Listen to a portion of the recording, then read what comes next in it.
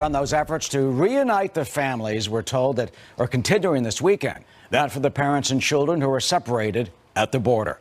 The Trump administration claims it has met that court-ordered deadline on reunification. But, activists are saying, though, hundreds of children still remain in the government's care and are continued to be separated from their families. Garrett Tenney is live in our Washington bureau with more on all this. But so, Garrett, can you explain how the administration can actually say it met the court-order deadline while apparently hundreds of kids still remain separated from their parents? Well, Eric, the key here is that DHS says it's reunified every eligible parent with their children. 711 kids are still separated because their parent or guardian is not eligible. DHS explained in a statement Friday morning, saying in part, quote, some illegal alien adults are not eligible or available for reunification today, including some adults who are not in ICE custody and are instead in the interior of the U.S. or their home country, or who have chosen not to be reunited. The administration will continue to make every effort to reunify eligible adults with their children. So according to DHS, some of the remaining adults are ineligible because they have criminal records, and 120 are ineligible because they chose not to be reunited with their children, and more than 400 are ineligible because they have already been deported out of the country. In a court filing this week, lawyers with the ACLU argued some of those parents either misunderstood or were misled by the government and never meant to leave their children in the U.S. This morning, the group tweeted some 463 parents were deported without their children, and the government isn't even trying to reunite them. Now, DHS denies that and says it will continue to make every effort to reunify the remaining adults and children who are eligible, or they will try to find family members who can act as guardians for these kids while the court process plays out. Eric? So in terms of that court process, as you say, playing out, what's the timeline look for those who are not yet reunified? It's going to be a while, Eric. One of the reasons activists and Democratic lawmakers are frustrated is because the administration has not given a clear timeline of when and how it plans to do that. Some Democratic lawmakers are even suggesting that some parents and children may never be reunited. In a statement, Senator Catherine Cortez Masto said in part, the lack of accountability in this administration is stunning. There appears to be no plan to reunify children with parents that have already been deported without their informed consent, and no guidelines as to how this administration is deciding who is eligible to be reunited and who is not. DHS officials have conceded it will be a challenge to track down a lot of these parents who have already been deported and reunite them with their children, but they maintain they are going to do everything they can to make this happen. That would be so shocking and outrageous if some are not reunited eventually. So we hope they can do that. Thank you, Garrett. Alicia? Eric, North Korea this week releasing what are believed to be the remains of 55 American service members killed in the Korean War. Vice President Mike Pence saying in an exclusive interview with Maria Bartiromo he will travel to Hawaii to attend the repatriation ceremony next week.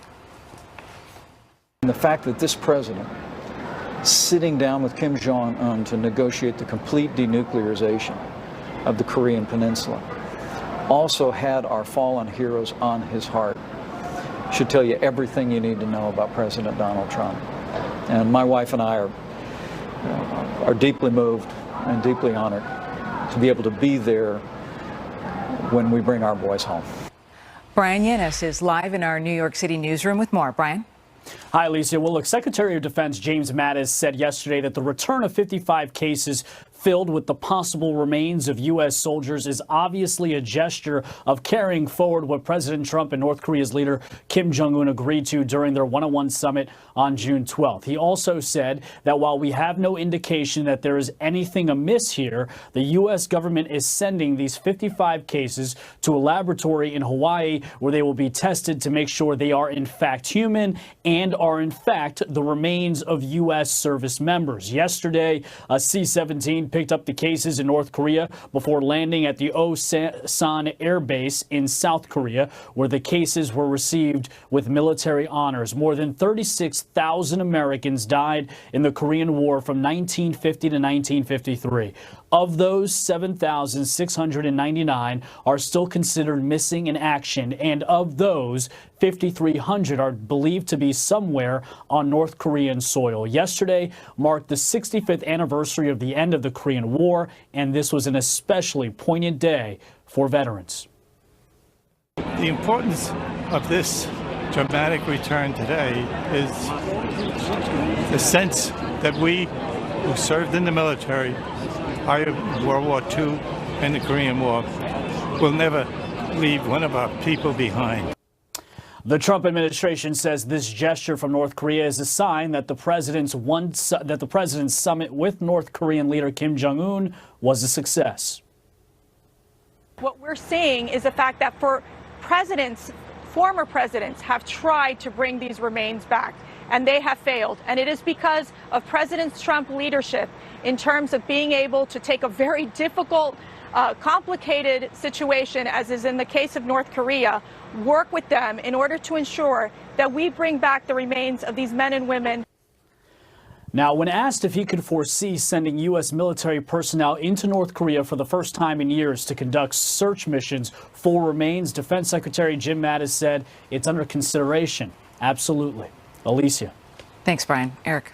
And Alicia, for more on this, let's turn to Lieutenant Colonel James Reese. He joins us now. Lieutenant Colonel Reese is a retired U.S. Army Delta Force commander and a Fox News contributor. Lieutenant Colonel, good to see you. And thank you, of course, for your service. You know, the images of those small boxes of the remains that are draped in the UN flag, as you can see there, look at that. That is so poignant and powerful and compelling, and such a vivid reminder of the sacrifice of so many young Americans who made the ultimate sacrifice. Your thoughts as someone who served that they are being returned? Yeah, well, Eric, you know, for all veterans from all wars, this is a big day for everyone as we see these MIAs come back home to the United States. And also hats off to your father, who dealt with these also in his, you know, thanks to his service. But this is a big day, and it's a big day for the administration to kind of be in this crawl, walk, run phase of getting these negotiations going with the North Koreans. Yeah, thank you for that. My dad flew C-47s in the Korean War and B-24s in World War II. But you talk about the negotiations. Where does that stand, and do you think this is an actual sign of progress, or is it merely symbolic on the part of Kim Jong-un? I do. I think one of the things we as a nation have to do is be more optimistic. There's so much negativity going on. We have to look at this as a positive step by the North Koreans. I know the president is, the Secretary of State is. And again, these are small steps that will move us towards, hopefully, denuclearization. And what I believe is we just have to be, optimistic on this. But we have to just watch, and like I said before, it's a crawl, walk, run, step process through these negotiations. It's not going to happen overnight, but I think at the end, this could be a great thing. I mean, they're coming through on a couple of things. We're seeing the Air Force flight land in South Korea with some of the remains, and they've apparently dismantled one of the ballistic missile sites that may not have been used. Of course, that other one by the mountain that was a testing site is unusable, so they pointed to that.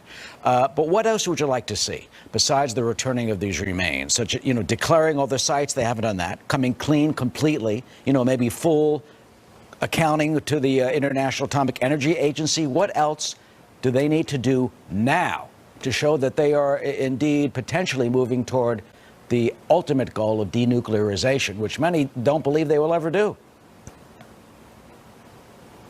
Well, behind the scenes, what is going on right now, Eric, is both the State Department, we have to remember the South Koreans have a big part of this also, and the North Koreans. There are staffers in the middle of this every single day working day and night to work these negotiations, what they're going to do. I would like to see the next step is actually targeted areas. What are those places we want to see North Korea start to dismantle? And I would like to see us get inspectors on the ground, that we can be there with the North Koreans. And I think the North Koreans, that we would share some of our scientific aspects, which we have done in the past with other nations, and kind of a quid pro quo, but at the same time having those inspectors on the ground so we can see, report back that intelligence, and give our administration and the South Koreans an idea of what's going on in North Korea with this denuclearization. Yeah, what if they say no? What if they bar American inspectors or maybe UN inspectors? I'm just like Iran. I mean, it's astounding in Iran. They bar military sites from inspections, and they've got a delay in some of those sites. And, guess where you're going to have nuclear research? You're going to have it at a nuclear site. What do we do if we run up against a brick wall on that? Well, we continue to, push North Korea into the Stone Age. I mean, we continue to keep these economic sanctions on them that we know right now are hurting the North Koreans. Their economy is in the tanks. And those sanctions, I've got to believe that after all these years, leaders in North Korea have got to be looking at their people and having a concern and saying, we have a way to move our country along and get us back into the international favor of the world. And so, I mean, that's something we've got to prepare for. And there are second and third order effects to come about that.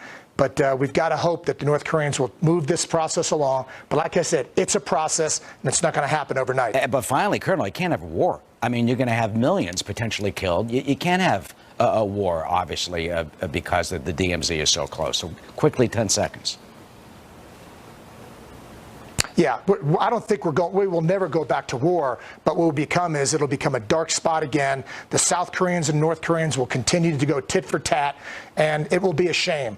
And so I don't think we're going to go to war, but the worst case is we put those sanctions on harder and harder and maybe get the North Koreans to come back to the plate again if they can't do it. All right, Lieutenant Colonel James Reese, thank you so much, and we are thankful for all those families, and thank you for your service, and we are thinking of them today, of course. Thank you. Alicia? Federal investigators releasing their initial report on last week's deadly duck boat accident in Missouri, the tragic final minutes of the boat tour next. Plus, heavy rains and flash flooding hitting parts of the East Coast this week. Is the worst over now? A live report from the Fox Weather Center just ahead. An humid week here on the East Coast, with flooding affecting much of the mid-Atlantic, while dry weather and intense heat continues to make things difficult out west. So how long will these patterns stick around? For that, we turn to Adam Klotz in the Fox Weather Center. Adam. Hey there. Yeah, it's all going to be lasting at least a little bit longer. You mentioned the heat out west. We're going to be talking about that more in just a moment. But still, the temperatures right now, we're looking at spots running into triple digits. Still, that's going to be warming up here later today. On the East Coast, we have just seen some rain move through in the last day or so. You're still looking at temperatures along the southern portion of the country up into the 90s. But it is cooling off a little bit along the East Coast, exactly where we saw some of that rain now pushing offshore. Continuing to watch some rain push offshore in that particular region. Big showers moving across the plain states. Off to the east, an area that did see a lot of rain here in the last couple of days. Getting at least a brief break here. Here's what that looks like, is that round of very heavy showers that caused some of that flooding now offshore. But pay attention to the backside of this. Unfortunately, there is going to be some more rain in some of these areas that already got some heavy rainfall here in just the last 24 hours. These are your rainfall totals here estimated in the last little bit. And what are we looking at? Spots getting up to in the last week as much as 12 inches of rain in some of the heavier hit spots there in Maryland, portions of Pennsylvania, other spots as many as 8 inches. It is going to wind down just a little bit, but there's still spots to pay attention to. Here's your future radar. That initial rain moves offshore, and then you start to see some more spotty showers. Now, the good news with this is I'm not thinking it's going to hit that same area where we saw some of the extreme flooding in southern Pennsylvania, but we are going to be talking about a pretty decent amount of rain moving up the coast once again. Here are our model forecasts as far as that goes. A lot of the real heavy rain lingering down into portions of North Carolina, up into Virginia, but as you do run into Pennsylvania, there will be spots getting up to 2 to 3, potentially 4 more inches of rain, ground already saturated. That could cause a problem for some of those particular areas. The other story I talked about going into this, the heat in the west, and that is just going to continue. Your forecasted highs today, spots getting up close to 110 degrees, 108 there in Phoenix. Unfortunately, this is going to be lingering. So if you were looking for a break in Sunday, well, no, there's Sunday's temperatures. Monday, not much cooler either. Folks out west, yeah, they're going to be dealing with temps getting up to 110 here for at least the next 3 days. Guys. Thanks, Adam. Yeah, absolute worst thing for those firefighters in California. Yeah. Thank you. Eric. Alicia, there's been an historic move made by Pope Francis, stripping the former Archbishop of Washington, D.C. of his title amid those sexual abuse allegations. We'll have the details on these latest developments coming up.